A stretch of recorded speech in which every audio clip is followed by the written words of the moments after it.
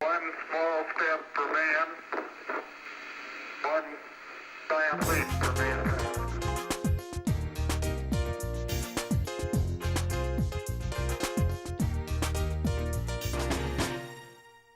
Bonjour et bienvenue dans une nouvelle émission de La tête dans les étoiles. Aujourd'hui, je vous propose une émission sur les records. Bah oui, il n'y a pas que les fusées, on a commencé par aller en ballon, puis en avion, et puis en fusée. Donc on est allé de plus en plus vite et de plus en plus haut.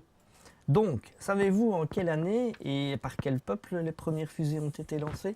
Ce sont les Chinois, 200 ans après Jésus-Christ, qui avaient déjà inventé le feu d'artifice.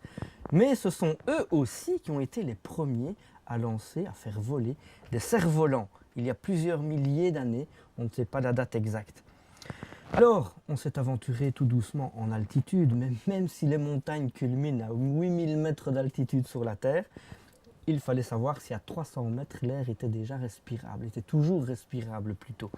Et donc on a tenté en montgolfière de faire monter des animaux. C'était le 25 avril 1783 et ce sont les frères Montgolfier qui ont habité une montgolfière, d'où le nom bien entendu, d'un mouton, d'un canard et d'un coq qui sont montés à 500 mètres d'altitude depuis la cour du château de Versailles, ont parcouru 3 km et demi et le vol a duré 8 minutes. Après les ballons, on va passer aux avions.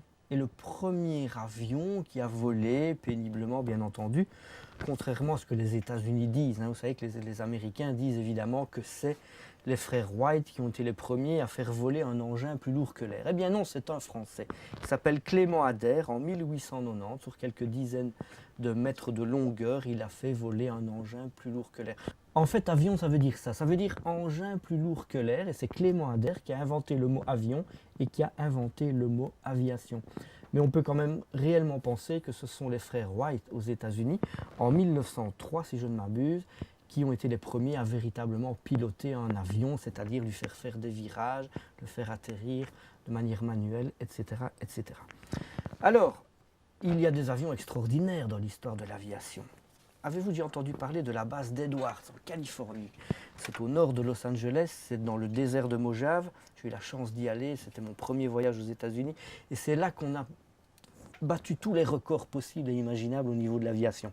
Et le premier qui a été battu là-bas, évidemment, c'était en 1947. Chuck Yeager devient le premier homme à passer le mur du son à bord de son fantastique prototype, le Bell X-1. Oh, il y en a certainement d'autres de pilotes qui ont passé le mur du son avant lui, mais probablement qu'ils n'avaient pas fait exprès et probablement qu'ils n'en sont pas revenus vivants non plus. C'était un mur considéré comme infranchissable, l'avion vibrait dans tous les sens, chauffait et les avions avaient tendance à se désagréger à cet instant fatidique. Mais Chuck Yeager, en 1947, s'est détaché avec son Bell X-1 d'un avion porteur, un B-52, et il a passé pour la première fois le cap des 1000 km à l'heure. Sur cette même base d'Edwards en Californie, un avion extraordinaire, le prémisse de la navette spatiale, on l'appelait le X-15. Neil Armstrong, le futur homme qui a marché sur la Lune, a eu la chance de le piloter à 9 reprises. Mais ce n'est pas lui qui a battu les records de vitesse et d'altitude avec cet avion. Il y a eu le 17 juillet 1962 un premier record d'altitude avec ce X-15. Bob White est monté à 95 940 mètres d'altitude. Vous imaginez carrément les 100 km. Et puis il a dépassé les 100 km d'altitude, le X-15 avec Joe Walker aux commandes, le 22 août 1963 avec 107 960 mètres d'altitude. Donc carrément le record était battu. Alors Joe Walker, premier homme dans l'espace, la polémique est ouverte. Alan Shepard est officiellement le premier Américain à avoir été dans l'espace. Il y a eu aussi Yuri Gagarin, bien entendu, le premier à tourner dans l'espace. Alors un astronaute, est-ce le premier?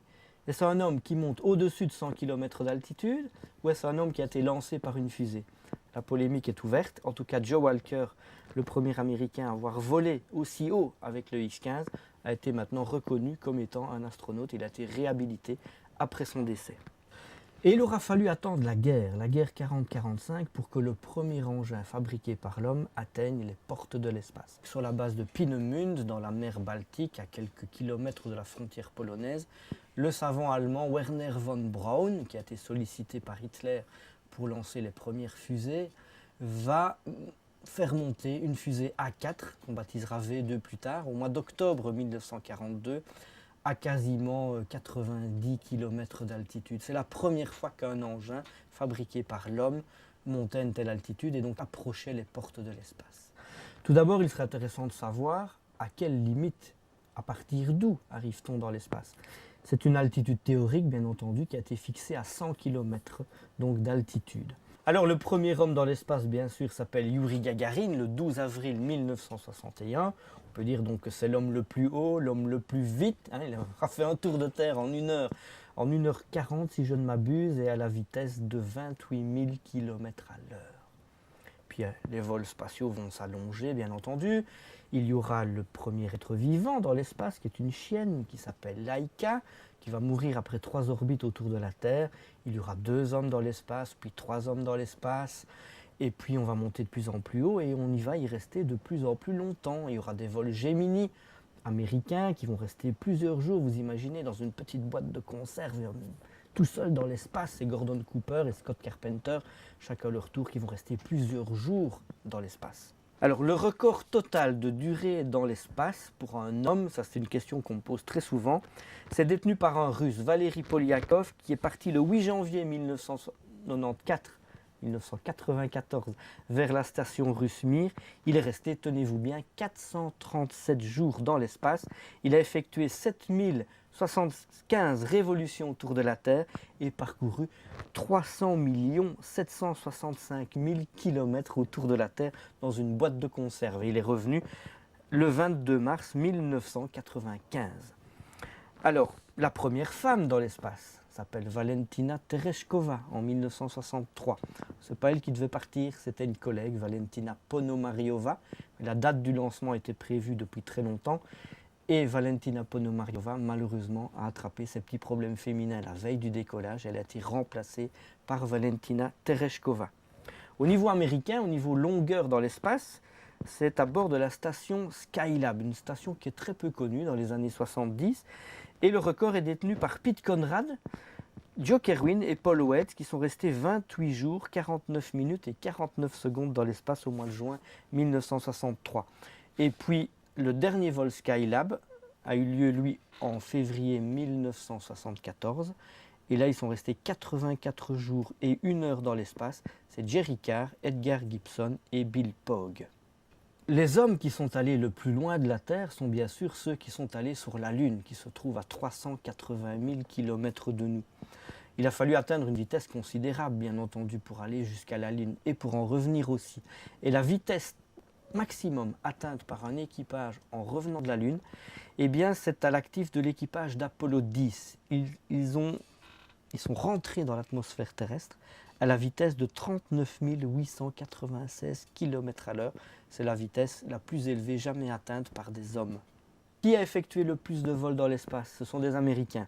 Franklin Chang Diaz, Jerry Ross ont effectué chacun 7 vols dans l'espace à bord de la navette spatiale. Le premier à avoir atteint 6 vols est le légendaire John Young, qui a volé, lui, sur 3 types de vaisseaux spatiaux différents. Il a volé sur Gemini, sur Apollo, puis sur la navette spatiale. Il a été le premier homme à voler 6 fois dans l'espace. Il a été notamment autour de la Lune lors d'Apollo 10, et puis il a marché sur la Lune en tant que commandant de bord d'Apollo 16, où il est devenu le 9e homme à avoir marché sur la Lune. Alors vous savez que dans l'espace, on ne fait pas que de rester à bord de sa station, à bord de sa capsule ou de sa navette spatiale. On effectue aussi des sorties extravéhiculaires. Et celui, c'est un Russe, bien sûr. Je dis bien sûr parce que ce sont souvent eux qui accumulent les grandes premières. Celui qui a effectué le plus de sorties dans l'espace, c'est un Russe, Anatoly Soloviev. Tenez-vous bien aussi, il est sorti 16 fois dans l'espace pour une durée totale de 77 heures et de 41 minutes. Et ça constituait bien sûr également le record de durée cumulé pour des sorties extravéhiculaires. Le premier homme qui était sorti dans l'espace, c'était bien avant, c'était Alexis Leonov le 18 mars 1965. Allez, une petite anecdote à propos d'Alexis Leonov. Sa sortie dans l'espace a failli tourner à la catastrophe. Il se baladait à l'extérieur de sa capsule Vostok. Quand il a voulu rentrer, après 20 minutes, son scaphandre avait gonflé. Plus moyen de passer par la trappe. Alors il essaye avec les pieds en avant. Son coéquipier qui était à l'intérieur essayait de le tirer. Rien à faire, il était bloqué. Il essaye la tête en avant, il se retourne donc dans l'espace. Il plonge la tête en avant par la trappe. Idem, il n'arrive pas à passer. il commence vraiment à paniquer. Et savez-vous que c'est en dégonflant son scaphandre, en ouvrant la vanne de son scaphandre, pour libérer l'oxygène, que son scaphandre s'est dégonflé. Il a pu passer in extremis par la trappe, mais à la limite de la suffocation. Et c'est avec ses pieds qu'il a refermé la trappe, qu'il a verrouillé et qu'il a repressurisé la capsule Vostok. Alors on peut peut-être s'intéresser maintenant à l'engin spatial qui se trouve le plus loin de la Terre. Et c'est une révélation parue dernièrement dans Science et Vie. C'est Voyager 1 qui a été lancé en 1977 à la découverte de Saturne, de Jupiter, donc les planètes géantes du système solaire. Eh bien Voyager 1 maintenant quitte le système solaire. Elle est à la vitesse pour le moment de 400 000 km/h. C'est absolument phénoménal. Et elle émet toujours. Et ces ondes mettent 9 heures pour parcourir la distance jusqu'à la Terre. That's one small